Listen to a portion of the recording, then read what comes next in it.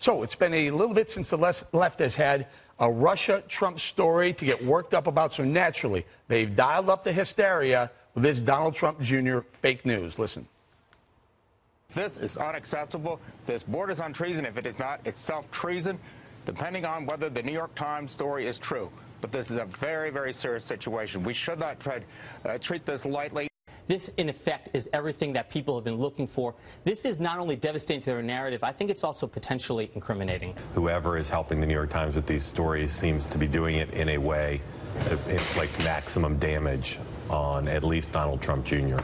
Even if you accept his Sunday version, ask no questions, have no suspicions, he's in a world of hurt.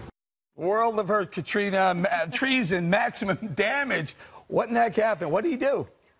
I'm sorry. Are we supposed to be taking that seriously? I mean, here, let's put this in context. We are talking about a meeting that was disclosed by a White House official. And it's a story because someone who isn't a White House official and was not required to disclose it didn't. What am I missing?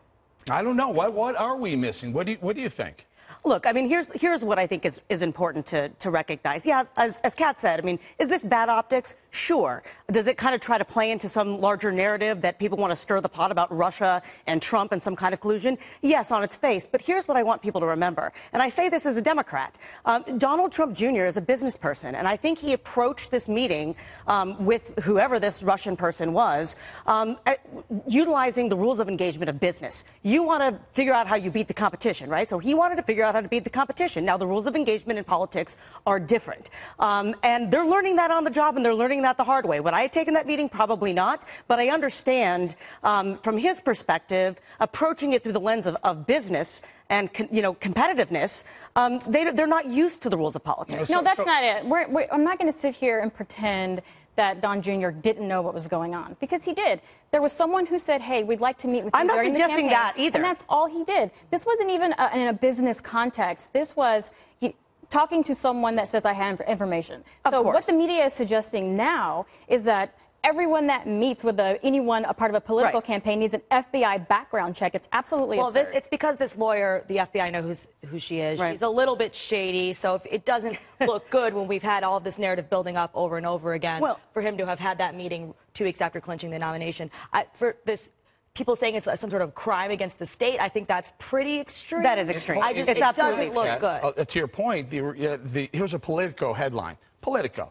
Ukrainian efforts to sabotage Trump backfired, and that was in response to a Ukrainian group trying to get with Hillary Clinton to reveal dirt, Katrina, on Donald Trump. And it backfired. It didn't work. So this happens all the time. Well, and I think, look, I think I'm the only person on this panel that actually has been elected to office who has run a campaign. And there's no question that, obtaining opposition research is something that occurs.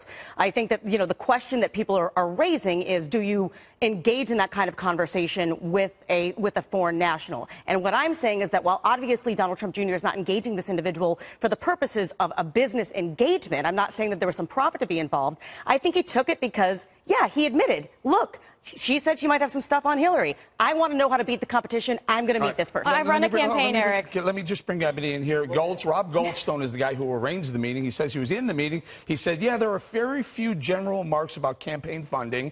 And then they moved on to what the meeting was also supposed to be about, and that was human rights violations on the part of the Russians. I got to tell you, Eric, I don't even see what's so bad about the optics. That's just me. It looks like a standard, ordinary political business, however you want to categorize it, seeking opposition research. Maybe he got something, he says he didn't, whatever. Even if he did, I still fail to see what the not a government employee deal is. Yeah, who cares? If someone said they can have information to help my mom get into office, I'm going to go listen too, quite frankly. Kat, I think Reince Priebus called it a nothing burger on the weekend. I have a real problem with this. This is an insult to nothing burgers. Nothing Caesar salad. Look, I have a little bit different view than you do in the fact that I understand why people would find this interesting. Because of who she is, because of the timing of it, and because of this narrative that's been going on, I don't think it was a smart decision for him to have done so. But the way that it has been blown up as if this is what we've all been looking for, that's ridiculous. That's absolutely I agree with Kat. You're saying it wasn't a smart thing for him to have done, but back in June of last year, there really wasn't this big narrative out there, right? Exactly. That all of this Russian collusion, all this talk was going on. So I think in hindsight, perhaps he felt like it was on the I up and just up. think if somebody who is like that lawyer in her position was saying that she had information about someone who was an official in the United States government, Hillary Clinton was Secretary of State, and they had information on her, my first thought would be, oh, the country. Well, how do they know these things that we don't know? I would think a little bit about but why are this we right not, from being but, a Russian official. But having run a Or campaign, connected this to the Kremlin, definitely rather. does happen all the time. I mean, that's part of running a campaign is finding out opposition There's a whole on your section candidate. about And I think no one is disputing that. Katrina, hold on, Katrina. Let's focus in on that for a second. Do you remember what one of the big things that came out since the election was this dossier, this Russian dossier that was put together. Now this Fusion GPS. Can you tie this up for us? I'm trying to figure this out. Fusion GPS was the group that was hired to go ahead and go forward and hire Christopher Steele, a British national, to dig up information on Donald Trump, negative information on Donald Trump. Somehow the same Fusion GPS is somewhat tied to this woman, this Natalie Veselnitskaya. Yes, not only that, but the intentions of this meeting is what is really the problem here. And her connections to this shady group and others, now it makes us look back and say, oh, well, this was a bad intention by this individual.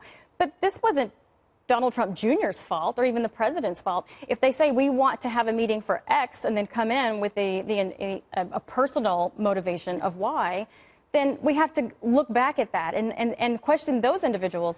Unfortunately, with this, this is just a part of a bigger hoax. You know, as you were mentioning, this was not the context before in June. However, John Podesta did have prior connections to the Russians. Hillary Clinton, Bill Clinton did have connections to Russia and their governments. But yet, we're not talking about that. And those are the real issues there. Yeah. Two wrongs don't make a right. That's not right There's nothing wrong here. Right. There was nothing wrong. There's nothing there wrong. are no laws that were broken. Well, and I'm not disputing that either. I'm not disputing that either. I turn on the other cable networks to see what they're talking about, and they're going wall to wall. first mistake, We just Jared. heard treason, treason, max damage, going Well, look, down. and you know what? And there are real issues in America. I come from Ohio. I served 10 years in the Ohio Senate. Real issues are happening, and unfortunately, we're all spinning like tops talking about this when real work needs to be done for this country. I'll tell you this, too, Eric. When you hear people talking about words like treason and what's illegal, it makes you wonder if these people understand the elements of treason and Absolutely. what's required to actually be illegal, because that really takes the air out of their tires. And I would also say this, for those that are just in a resistance mode, that their goal is to take down the president, I think you have every right to do that. But this type of overreaction undermines that effort tremendously. This Politico article that I point out, Ukrainian efforts to sabotage Trump backfire. It didn't backfire in this, Katrina. What it did end up coming of that, those are Ukrainian efforts where Paul Manafort, I think he was campaign manager at the time of the Trump administration campaign, had to resign. Well, and he did, and for good reason. There were a lot of bad optics around that time. But again, we have to remember why we're even having this discussion, Eric. The losing team claimed that the DNC server was hacked and that information was delivered to WikiLeaks.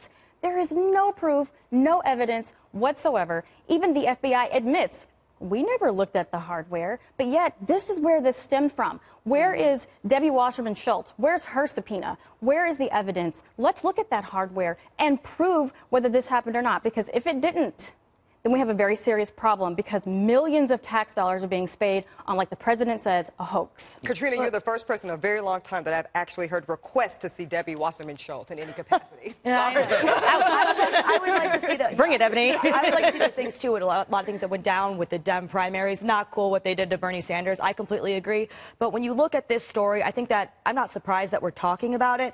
I think that the concern that people have is they think that it shows a willingness of Trump people to work with Russia to win. And I guess in a very broad sense, sort of, but this isn't an actual government official. She's connected, and this is an actual campaign official. This is his son.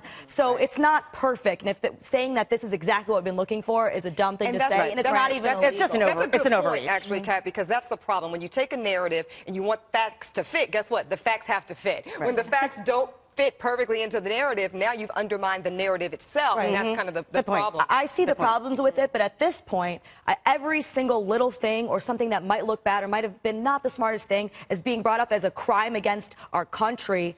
People are going to stop listening. You would think they would eventually, at some point, say, every one of these stories, they blow it up on mainstream Right, media, and that hurts us. That hurts the Democratic narrative. Comes slowly out of the balloon. Because you can only cry wolf so many times. Let's wait for another one. See if we can tie someone from Trump to someone from Russia. I suggest everybody goes back to governing and stop trying to play gotcha games. Agreed. But my 2 cents. That'd be beautiful. All right, we'll leave it right there.